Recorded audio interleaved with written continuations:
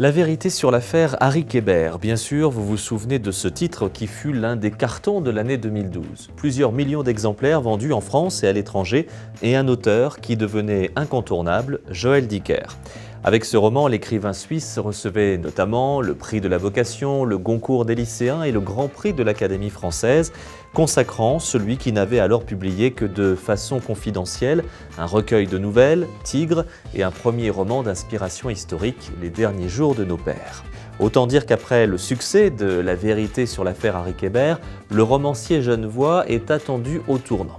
Et voici donc le tout nouveau roman de Joël Dicker, Le livre des Baltimore, aux éditions de Fallois.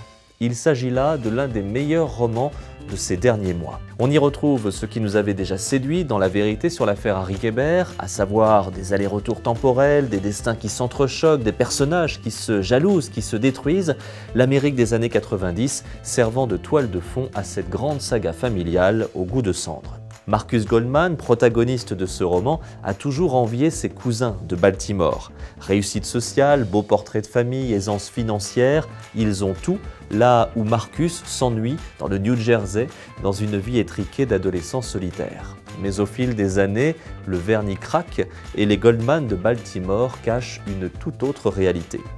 Poursuivant sa peinture d'une Amérique qu'il connaît bien, Joël Dicker nous offre ici une histoire universelle et intemporelle, où la haine et la jalousie viennent contrebalancer l'amour et la générosité, où la frontière entre le bien et le mal est sans cesse en mouvement.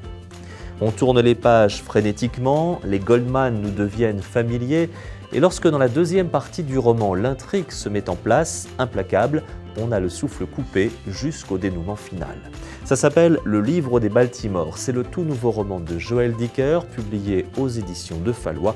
Et vous l'aurez compris, c'est un très gros coup de cœur.